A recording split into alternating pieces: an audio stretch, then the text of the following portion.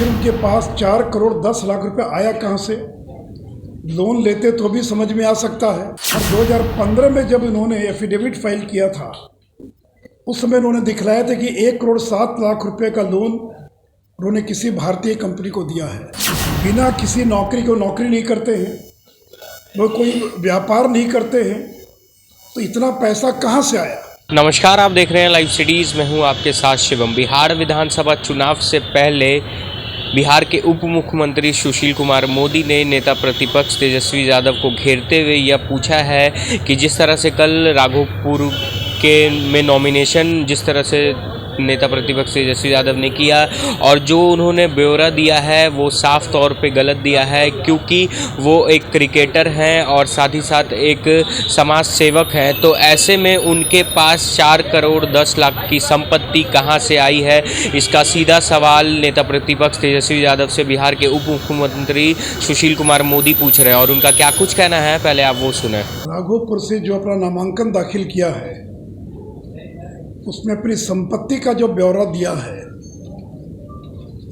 उसमें जानबूझकर बहुत सारे तथ्यों को छिपा दिया गया है या गलत जानकारियां दी गई हैं। इसलिए मैं उसके कुछ एफिडेविट के मुद्दों का उल्लेख करूंगा। सबसे पहला था कि उन्होंने अपने एफिडेविट में ये बतलाया है कि उन्होंने 4 करोड़ 10 लाख रुपए का ऋण किसी कंपनी को दिया है। तो आखिर उनके पास 4 करोड़ 10 लाख रुपए आया कहाँ से? लोन लेते तो भी समझ में आ सकता है, लेकिन कोई व्यक्ति किसी को लोन दे, किसी कंपनी को, उनको ये बताना चाहिए था या बताना चाहिए उनको। आज भी बिहार की जनता जानना चाहती है कि ये 4 करोड़ 10 लाख रुपए का कर्ज उन्होंने किस कंपनी को दिया और ये पैसा उनके पास कहाँ से आया। और 2015 में जब इन्होंने एफिडेविट फाइल किया था उस समय उन्होंने दिखलाया था कि 1 करोड़ 7 लाख रुपए का लोन उन्होंने किसी भारतीय कंपनी को दिया है।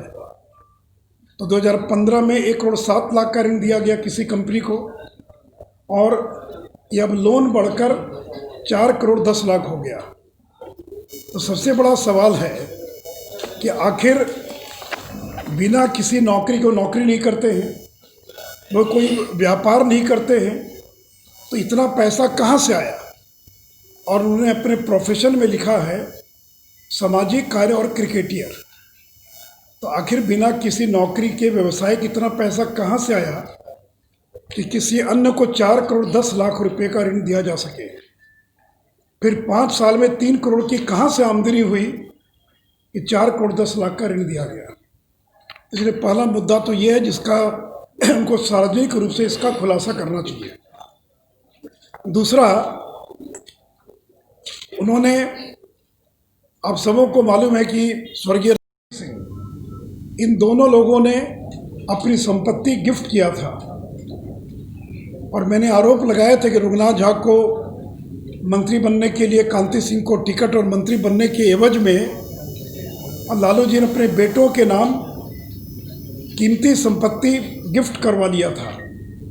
ये सभी लोग जानते हैं और सारे दस्तावेज उसके मौजूद, अभी भी मेरे पास दस्तावेज है उसका, जिसमें रघुनाथ झा कह रहे हैं कि मैं अपनी संपत्ति तेज प्रताप और तेजस्वी को गिफ्ट कर रहा हूँ। तो जब स्वर्गीय रघुनाथ झा ने 2005 में गोपालगंज में NH के पास का 2 मंजिला मकान तेजस्वी और तेज प्रताप को 15 वर्ष की आयु में गिफ्ट कर दिया और कांति सिंह ने भी 2005 में चितकोड़ा में G+2 जो 2 मंजिला मकान है वो गिफ्ट कर दिया। लेकिन इस एफिडेविट में वो दिखा रहे हैं कि हमने परचेज किया। तो अगर मेरे पास डॉक्यूमेंट है और ये डॉक्यूमेंट कोई नई चीज़ नहीं है, कई बार प्रेस कॉन्फ्रेंस करके इन सारी डॉक्यूमेंट्स को हम लोग सार्वजनिक कर चुके हैं। तो जो संपत्ति उनको कांति सिंह और रघुनाथ झा ने गिफ्ट में दिया, उस संपत्ति को एफिडेविट में दिखा रहे हैं कि ये संपत्ति हमने 2005 में खरीदी। तो अगर 2005 में, तो आपकी उम्र मुश्किल से 15 साल थी। अभी कल आपने जो एफिडेविट किया उसमें उम्र लिखाया 31 साल, तो 2005 का मतलब 15 साल पहले। तो 15 साल की उम्र में आपके पास पैसा कहाँ से आया कि चितकोड़ा पटना के अंदर 2 मंजिला मकान खरीदने के लिए, या गोपालगंज के अंदर NH के बगल का मकान खरीदने का पैसा कहाँ से आया? जबकि ये गिफ्टेड प्रॉपर्टी है और मेरे पास उसका गिफ्ट डीड है, जो डीड किया गया उसका ये कागज है मेरे पास। तो आपने सुना बिहार के उप मुख्यमंत्री सुशील कुमार मोदी नेता प्रतिपक्ष तेजस्वी यादव से सीधा सवाल कर रहे हैं कि जब 2015 में आपने नॉमिनेशन किया था तो 1 करोड़ 10 लाख की संपत्ति आपने दिखाई थी, और जब आप 2020 में नॉमिनेशन कर रहे हैं तो आपके पास 4 करोड़ 16 लाख रुपए कहाँ से आए, और इसका उन्होंने सीधा सवाल किया है। और उन्होंने यह भी कहा है कि इसकी शिकायत हम चुनाव आयोग में करेंगे। अब देखने वाली बात होगी कि जिस तरह से लगातार सत्ता पक्ष विपक्ष पर हमलावर है इस बार बिहार विधानसभा चुनाव में, ऐसे में कौन से दल को फ़ायदा होता है। तब तक के लिए आप बने रहें हमारे साथ। अगर आपने हमारे चैनल को सब्सक्राइब नहीं किया है तो जल्द से जल्द सब्सक्राइब कर ले। धन्यवाद।